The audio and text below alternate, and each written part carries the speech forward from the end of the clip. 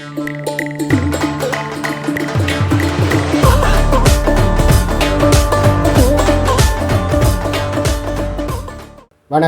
India செய்தி கண்ணோட்டத்திலே நாங்கள் 2025ஆம் ஆண்டு ஆகஸ்ட் மாதம் 18ஆம் தேதி அன்று நடைபெற்ற ஹர்த்தாலை பற்றியும் அதனுடைய பின்னணி, அந்த ஹர்த்தாலினுடைய செய்வதற்கான காரணங்கள், அந்த ஹர்த்தால் செய்ததால் ஏற்படுகின்ற பின் விளைவுகள், இது தொடர்பாகத்தான் இன்றைய செய்தி கண்ணோட்டத்திலே நான் தரவிருக்கின்றேன்.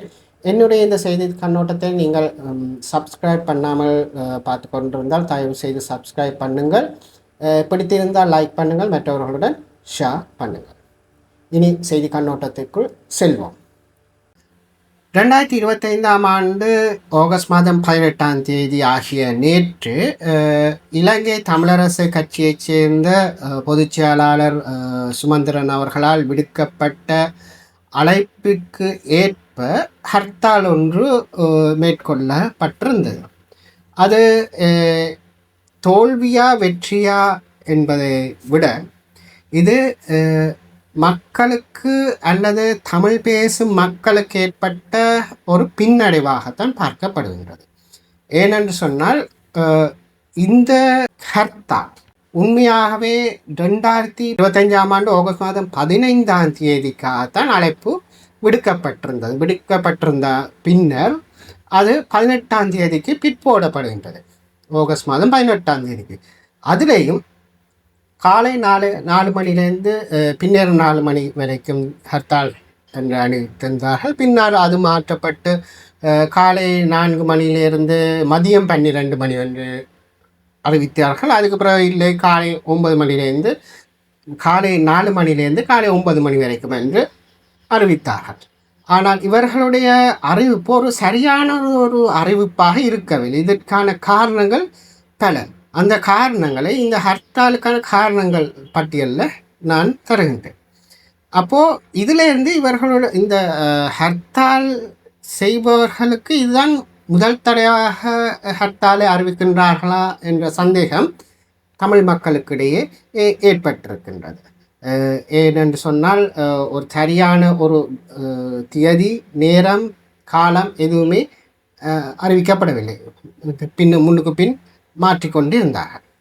அது ஒருபுறம் இருக்க, நேற்று நடைபெற்ற ஹர்த்தால் வடக்கின் முக்கியமான நகரமான யாழ்ப்பாணத்தில் வெற்றி அளிக்கவில்லை என்றுதான் தெரிவிக்கப்படுகின்றது.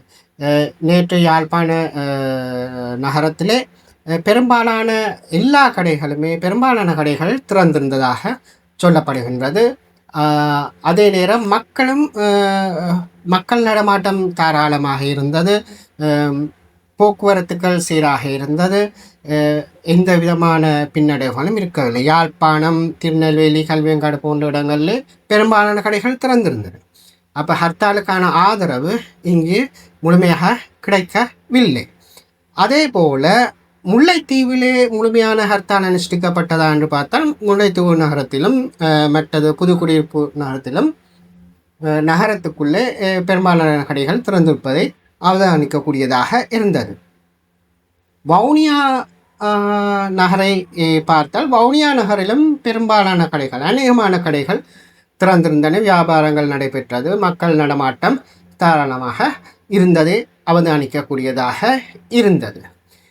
இது இப்படி இருக்க, கிழக்கு மாகாணத்திலே முஸ்லிம் காங்கிரசும் இந்த ஹர்த்தாலுக்கு ஆதரவு தெரிவித்திருந்தமையால் பெரும்பாலான கடைகள் பூட்டப்பட்டிருந்ததாக தெரிவிக்கப்படுகின்றது. சில இடங்களில் பெரும்பாலான கடைகள் திறந்திருந்ததாகவும் தகவல் இருக்கின்றன. மன்னார் மாவட்டத்திலும் பெரும்பாலான கடைகள் பூட்டப்பட்டிருந்தது, சில கடைகள் திறந்திருந்தன. மன்னார் மாவட்டத்திலே வேறு பல காரணங்களும் இருக்கின்றது அவர்கள் பூர்ண ஹர்த்தால் அனுஷ்டிப்பதற்கு. இது சுமந்திரனின் வேண்டுகோளுக்கு இணங்க மேற்கொள்ளப்பட்ட ஒரு ஹர்த்தால் அல்ல. இது இந்த ஹர்த்தாலுக்கு பின்னால் இருக்கிற பேக்ரவுண்டும், இந்த ஹர்த்தால் நடைபெற்ற விதத்தை பற்றியும், ஹர்த்தாலில் என்னமா அனுஷ்டிக்கப்பட்டது என்ற விதத்தையும் பார்த்தோம். அடுத்ததாக இந்த ஹர்த்தாலுக்கான காரணம் என்ன என்று பார்த்தால், முதலாவது இந்த ஹர்த்தால் வந்து முல்லைத்தீவு சம்பவத்தில் முல்லைத்தீவில் நடந்த சம்பவத்துக்கு எதிராகவும் வடக்கு கிழக்கிலிருந்து இராணுவ முகாம்களை அகற்றும்படியும் அவருடைய காணிகளை வழங்கும்படியும் தான் வேண்டியதாகத்தான் இந்த ஹர்த்தால் அனுஷ்டிக்கப்படுவதாக அறிவித்திருந்தார்கள் சம்பந்தப்பட்ட தரப்பினர். இந்த முல்லைத்தீவில் நடந்த சம்பவத்தை பார்த்தால் இந்த முல்லைத்தீவில் நடந்த ஒரு விடயம் ஒரு திருட்டு சம்பந்தமான விடயம். சரியா? இது வந்து ஒரு குறிப்பிட்ட ஒரு குழு வந்து இராணுவத்தினருடன் தொடர்புள்ள சில நபர்களுடன் தொடர்புகளை பேணி அங்கிருந்து சில பொருட்களை திருடி விற்பதில் ஈடுபட்டிருந்ததாகவும் தகவல்கள் இருக்கின்றது. அதை இராணுவ பேச்சாளரும் உறுதிப்படுத்தியிருந்தால் அவர்கள் இந்த குறிப்பிட்ட குழுவினர் திருடும் நோக்குடன் இராணுவ மாவுக்குள்ளே அனுமதியின்றி உட்பிரவேசித்திருந்ததாக அந்த சம்பவத்தால் தான் அந்த அனுமதியற்ற உட்பிரவேசம் திருட்டுக்கான முயற்சி என்ற சம்பவத்தால் தான் இந்த குறிப்பிட்ட சம்பவம் நடைபெறுகின்றது. ஒரு துர்ப்பாக்கிய மரணம் ஒன்றும் சம்பவிக்கின்றது. அது தொடர்பாக 3 இராணுவத்தினரை அரசாங்கம் உடனடியாக விசாரணைகளை மேற்கொண்டு போலீசார் மூலம் 3 இராணுவத்தினரை கைது செய்து அவர்களை நீதிமன்றத்தின் முன் நிறுத்தி விளக்கமறியலில் வைக்கப்பட்டிருக்கிறார்கள். அதற்குரிய விசாரணைகள் மேற்கொள்ளப்படுகின்றது. அது உடனடியாக இந்த நடவடிக்கைகள் மேற்கொள்ளப்பட்டிருக்கின்றது. இப்படி இந்த விடயங்கள் எல்லாம் உடனடியாக நடைபெற்று கொண்டிருக்க சுமந்திரனால் மற்ற தமிழ் கட்சியினருடன் ஆலோசனைகளை மேற்கொள்ளாமல் தன்னிச்சையாக இந்த ஹர்த்தாலுக்காக அழைப்பு ஒன்றை விடுத்திருக்கின்றார். அவர் சுமந்திரன் வந்து மற்ற கட்சிகளுடன் மாத்திரம் கலந்தாலோசிக்காமல் இல்லை, மற்ற பல்கலைக்கழக சமூகம், மற்றது வர்த்தக சமூகம், யாழ்ப்பாண வர்த்தக சமூகம், மற்ற எல்லா வர்த்தக சமூகங்களோடும் மற்றது சிவில் அமைப்புகள் என்பவற்றுடன் மற்ற இவர்கள் கலந்தாலோசிக்கவில்லை. இது சம்பந்தமாக ஹர்த்தால் ஒன்றுக்கு செல்வதா இல்லையா, என்ன மாதிரியான நடவடிக்கைகளை இது சம்பந்தமாக மேற்கொள்வது என்று இவர்கள் கலந்தாலோசனை செய்யவில்லை. அத்துடன் இந்த ஹர்த்தாலின் நோக்கம் முற்றுமுழுதாக அரசியல் நோக்குடையதாகத்தான் எல்லோராலும் பார்க்கப்பட்டுள்ளது. ஏனென்றால் இந்த மேற்குறிப்பிட்ட காரணங்களே காணும் இது அரசியல் நோக்கத்துக்காகத்தான் இந்த ஹர்த்தால் இந்த குறிப்பிட்ட பகுதியினரால் மேற்கொள்ளப்பட்டது. ஏனென்றால் ஒரு சம்பவம் நடைபெற்றிருக்கின்றது, அதற்கு எதிராக நீதிமன்ற நடவடிக்கைகள் மேற்கொள்ளப்பட்டிருக்கின்றது, 3 பேர் கைது செய்யப்பட்டிருக்கின்றனர், நடவடிக்கைகள் மேற்கொள்ளப்பட்டு அந்த நடவடிக்கையில் ஏதும் குறைபாடுகள் இருந்தால் அது சம்பந்தமாக சுட்டிக்காட்டலாம், அரசாங்கத்துடன் பேச்சுவார்த்தை நடத்தலாம். அது ஒன்றுமே செய்யப்படவில்லை. நேரடியாக இவர்கள் களத்தில் இறங்குகிறார்கள். மற்றவர்களுடன் கலந்துரையாடி இருந்தால், மற்ற தரப்புகளுடன் கலந்துரையாடி இருந்தால் சில நேரம் இந்த ஹர்த்தாலே நடந்திருக்காது, நடக்காமல் தடுத்திருப்பார்கள். ஹர்த்தால் செய்வதற்கான நேர்மையான காரணங்களும் இருந்திருக்கவில்லை. அடுத்தது, செய்திகளில் பெரிய அளவில் வெளியில் வராமல் இருந்தாலும் கிளிநொச்சி முல்லைத்தீவு பகுதிகளில் காணப்படுகின்ற தேவையற்ற இராணுவ முகாம்கள் அகற்றப்பட்டுள்ளன, இராணுவத்தினர் எண்ணிக்கையிலும் குறைக்கப்பட்டு கொண்டு வருகின்றது. அந்த வகையில் தான் இந்த முல்லைத்தீவு ஒட்டு சுட்டான் முத்தேன்கட்டில் இருக்கின்ற அந்த குறிப்பிட்ட இராணுவமும் அகற்றப்படும் நோக்குடன் இராணுவ குறைப்பொன்று நடைபெற்று கொண்டிருந்தது. அந்த வேளையில் தான் இந்த விடயம் நடந்திருக்கின்றது. அப்போது நாங்கள் அரசாங்கத்தை குற்றஞ்சாட்டி ஒரு ஹர்த்தாலுக்கு செல்ல வேண்டிய நிலைமை இல்லை. என்னென்னா ஏற்கனவே இராணுவ குறைப்பும் இராணுவ முகாம் அகற்றலும் சத்தம் இல்லாமல் நடைபெற்று வருகின்றது, பெரிய சந்தடி இல்லாமல். இந்த ஹர்த்தாலின் பின்விளைவுகள் என்னென்று பார்த்தால், சத்தம் சந்தடி இல்லாமல் இராணுவ குறைப்பும் தேவையற்ற இராணுவ முகாம்களை அகற்றப்பட்டு கொண்டிருக்கின்ற இந்த நிலையில் இவர்கள் ஒரு ஹர்த்தாலை கொண்டு வந்து இராணுவ முகாமை அகற்றுங்கள், தேவையற்ற இராணுவ முகாம்களை அகற்றுங்கள், காணிகளை விடுவீங்கள் என்று இந்த சுமந்திரன் ஒரு ஹர்த்தாலை மேற்கொள்ளும் போது தென்னிலங்கையில் உள்ள இன விரோத போக்குடைய இனவாதிகளுக்கு ஒரு செய்தியை சொல்கின்றது.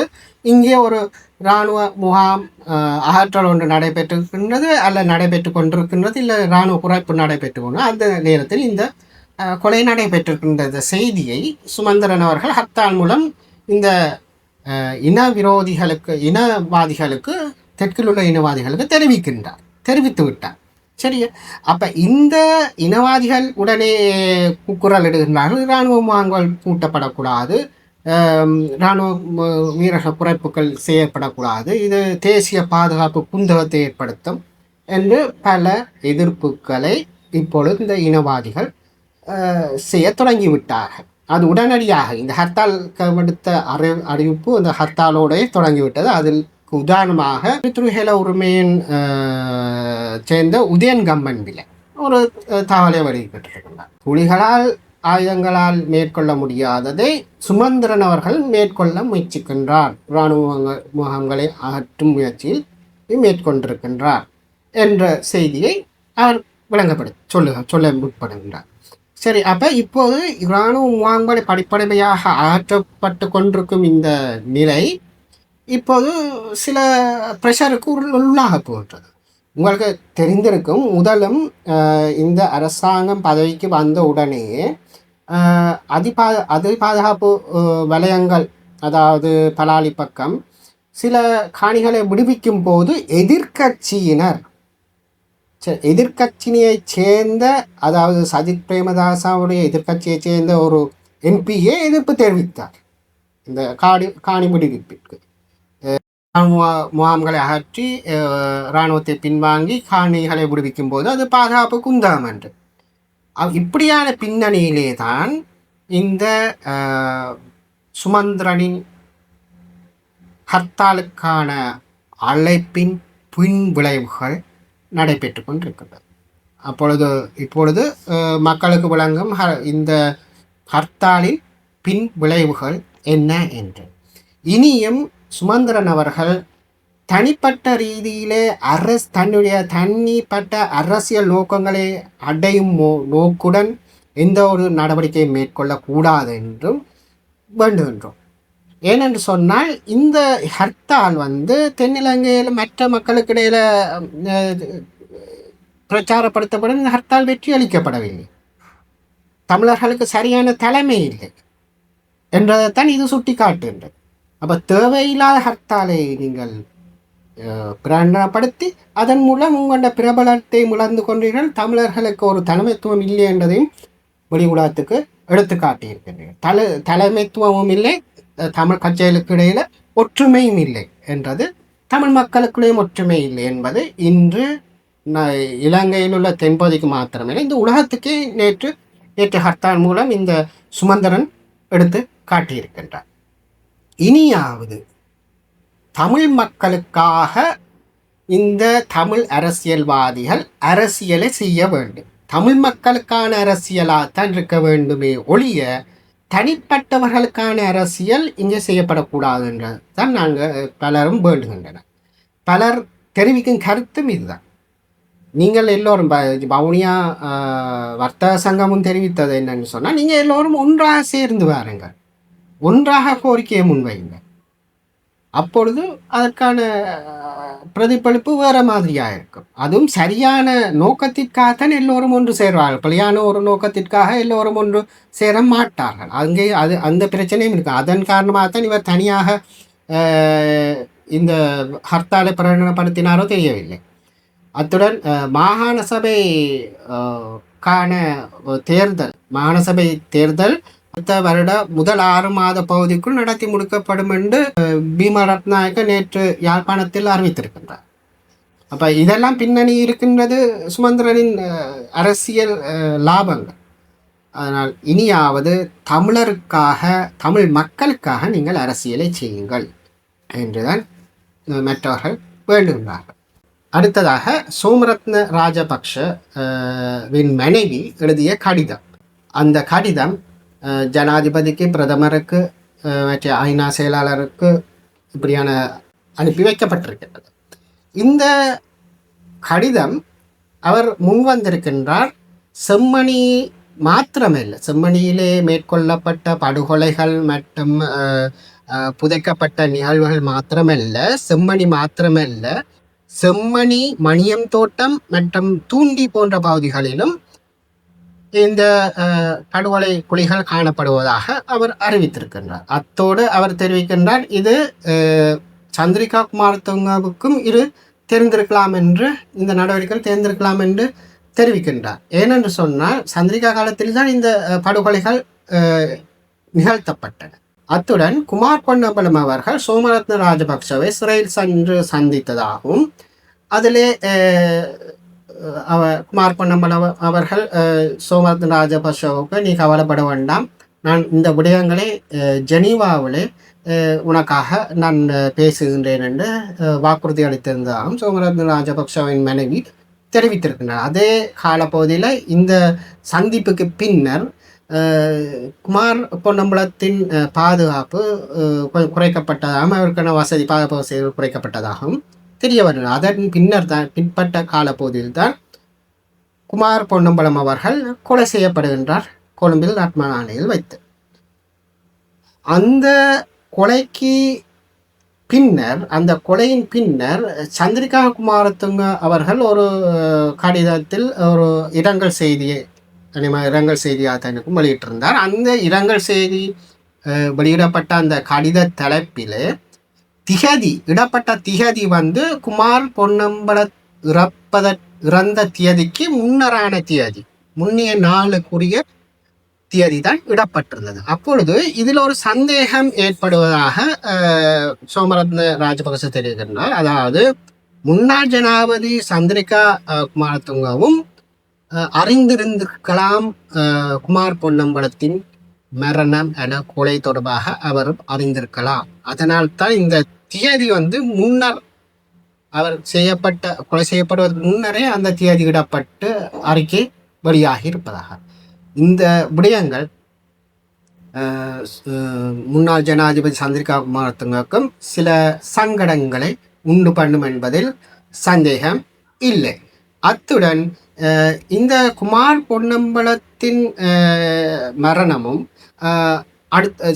சோமரத்ன ராஜபக்சவுக்கு வழங்க வேண்டிய பாதுகாப்பை வேண்டி நிற்கின்றது. ஏனென்றால் சட்டத்தடை குமார் பொன்னம்பலம் சோமரத்ன ராஜபக்சவுக்காக கதைக்க வெளிக்கிட்டபடியால் தான் அவர் கொலை செய்யப்பட்டார் என்ற தகவல் சோமரத்ன ராஜபக்சவால் வழங்கப்படுகின்றது, சொல்லப்படுகின்றது இந்த கடிதத்தில். அப்படியானால் சோமரத்ன ராஜபக்சவின் பாதுகாப்பு பலப்படுத்த வேண்டும் என்பதில் ஐயமில்லை. ஏனென்றால் அவருக்கும் மரணம் விளைவிக்கக்கூடிய நிலைமைகள் காணப்படுது. ஏனென்று சொன்னால் அவருக்கு மரண தண்டனை விதிக்கப்பட்ட கிருஷாந்தியின் படுகொலை தொடர்பாக முக்கியமான சந்தேக நபராக காணப்பட்டு அவருக்கு மரண தண்டனை விதிக்கப்பட்டு இப்போ சிறையில் இருக்கின்றார். அப்போ அவர் முன்வந்திருக்கின்றார், இந்த செம்மணி மற்றும் மணியந்தோட்டம், தூண்டி போன்ற பகுதிகள் படுகொலை செய்யப்பட்டவர்கள் புதைக்கப்பட்டிருப்பதாகவும் தாள்களை வெளியிட்டிருக்கின்றார். அது தொடர்பான மேலதிக தாள்களை தான் வழங்க ஆயத்தமாக இருப்பதாகவும், இதில் பல இராணுவ உயர் அதிகாரிகள் சம்பந்தப்பட்டிருப்பதாகவும் தெரிவித்திருக்கின்றனர். அதனால் அவருடைய பாதுகாப்பையும் அரசாங்கம் உறுதி செய்ய வேண்டும் என்று பலரும் வேண்டுகின்றனர். இத்துடன் இந்த செய்தி கண்ணோட்டத்தை முடித்துக்கொண்டு மீண்டும் வேறொரு செய்தி கண்ணோட்டத்தில் உங்களை சந்திக்கும் வரை நன்றி, வணக்கம்.